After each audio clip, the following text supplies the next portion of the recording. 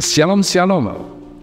Kita ada dalam penghujung tahun 2023, Desember, program Voice of Victory dengan tajuk The Visitation.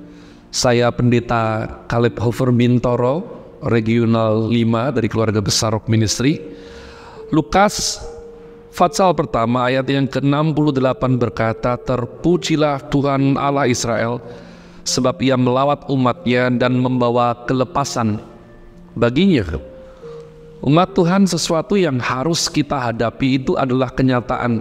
Iman Kristen bukan diajarkan untuk mengingkari kenyataan, tapi bahwasanya kenyataan sepahit apapun jika dihadapi bersama Tuhan akan mendatangkan victory, yakni kemenangan. Bulan Desember yang merupakan bulan yang bersukacita, ya, lepas daripada perdebatan Tuhan Yesus lahir di bulan apa, saya nggak bahas itu kali ini. Tapi nggak dapat disangkal bahwa bulan ini adalah bulan dari 12 seri bulan yang diberikan Tuhan kepada manusia selama 1 tahun. Maka bulan Desember itu paling banyak terjadi bunuh diri, ya, konsumsi miras paling banyak, dan maafkan saya, yakni dosa diproduksi banyak sekali di bulan Desember. Jadi dunia mungkin sedikit lebih gelap gulita di bulan Desember dibanding bulan-bulan lainnya. Dan Kristus datang. Ya, kedatangan Kristus itu adalah suatu tanda lambang bahwa etika moral dari dunia manusia tidak bisa menyelesaikan masalah. Orang ateis mau berkata apapun, umat Tuhan, ya, tidak bisa selesaikan masalah. Saya senang sekali dengan suatu risalah yang ditulis oleh John Gray. Saya agak cepat karena waktunya nggak banyak, umat Tuhan.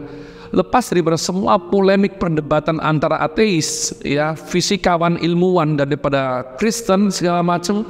Can you imagine? Dapatkah kamu bayangkan suatu dunia di mana anak manusia Tuhan Yesus tidak pernah datang? Kamu berani bayangkan itu? Di mana semua orang merasa berhak ganti gigi mata, ganti mata, bahwa dengan religion apapun, ya, ada aliran-aliran yang merasa bahwa kalau menyakiti sesamanya itu diperbolehkan, itu berbakti kepada Allah. Dapatkah kamu bayangkan jika Tuhan Yesus tidak pernah datang dalam sejarah umat manusia?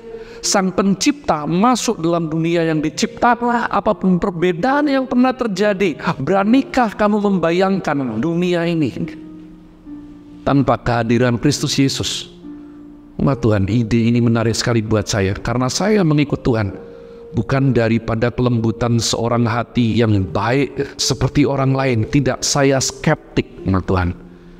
Tapi Tuhan menangkan si bodoh ini, sehingga saya merasakan kedatangan Tuhan dalam kehidupan saya merubah segalanya. Ya, jadi kedatangan Kristus itu artinya bahwa agama gagal, etika moral gagal, ilmu knowledge gagal, umat Tuhan. Manusia tidak bisa bagus dengan sendirinya. Mereka jahat dan itu habitnya. Butuh sesuatu yang merubah segala keadaan. Karena saudaraku, tak pelak lagi kita hidup di zaman dimana before after, ya, offline onsite, umat Tuhan. Kita hidup dalam dunia yang compare, dimana walaupun ada suatu lagu dinyanyikan viral di Istana Negara, ojo dibanding-bandingke, tapi nggak bisa dihindari manusia bawaannya membanding-bandingkan. Walaupun dia nggak suka dibanding-bandingkan, dia sendiri sukanya banding-bandingin, umat Tuhan. Ya, jadi kita harus mengerti. Ada satu kali, umat Tuhan, pernahkah kau mengalami kejadian seperti ini? Suatu situasi di mana semua baik nyenengin, entah itu di komsel, di suatu pesta, di suatu pertemuan, acara keluarga atau gathering, dan satu orang ini visit, satu orang ini datang, suasana rusak. Pernahkah engkau alami, umat Tuhan? Saya beberapa kali jadi saksi mata kejadian seperti itu. Tapi saya juga pernah mengalaminya. Ketika keadaan penuh kesedihan, keadaan penuh dengan kesusahan, aura daripada kekhawatiran itu menggantung tebal di suatu ruangan, umat Tuhan. Lalu hambanya ini masuk, ya, terutama mungkin Bapak rohani saya, Dedi Timotius Arifin. Wow, beliau itu membawa sukacita, umat Tuhan, ya, di mana-mana. Dan suara ketawanya yang khas, umat Tuhan.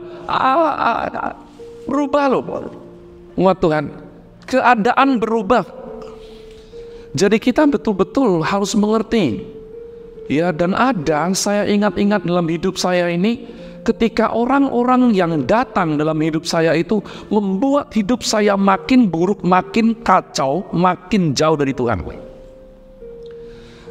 Dan puji syukur kepada Allah, ada orang-orang yang datang walaupun awalnya kok saya harus bilang saya kurang suka jenis seperti itu ya. Sukanya maksain pelayanan, ngingetin terus soal sudah saat teduh atau belum, ke gereja, narik-narik, dorong, pemuritan, segala macam. Namun saya harus akui, kehadiran orang-orang ini membuat saya berkualitas, membuat saya belajar, membuat saya ingat apa itu sayang sama keluarga, apa itu anugerah Tuhan. Dan ketika saya lihat umat Tuhan, saya noleh ke belakang, hidup saya lebih bagus tuh. Jadi kira-kira ya, mengenai the visitation, sebelum Kristus datang ke dunia ini tidak ada jalan manusia dapat beroleh selamat, tidak ada jalan manusia dapat merubah dirinya untuk hidup benar. Ya, tapi setelah Kristus datang, ada suatu jalan kebenaran dan kehidupan yang beliau provide untuk Anda dan saya. Nah, saya akan tutup demikian dalam waktu yang sangat singkat ini, tapi tetap penuh voice of victory. 1 Korintus 15 ayat 21 melafalkan sesuatu risalah yang menarik firman Tuhan. Karena satu orang dosa masuk, karena satu orang dunia ini hancur, karena satu orang maut datang, dan karena satu orang keselamatan dikaruniakan. Karena satu orang kasih karunia datang, karena satu orang pemulihan terjadi. Satu orang yang pertama menurut Rasul Paulus dalam kitab 1 Korintus merujuk kepada Adam. Ya, manusia pertama kali dicipta. Tapi satu orang yang terakhir merujuk kepada kedatangan Yesus Kristus Tuhan, yang daripadanya lah tidak ada nama di bawah kolong langit ini di mana manusia beroleh keselamatan dari Allah Bapa. Jadi saya akan akhiri di Natal di bulan Desember 2023 ini, ya, bahwa kedatangan visitation satu orang itu dampaknya besar. Ini menjawab pergumulan kita sebagai seorang pribadi. Yang sering kali saya dengar berbagai macam pihak dan fungsi dan bagiannya. Aku ini cuma satu orang, Pak.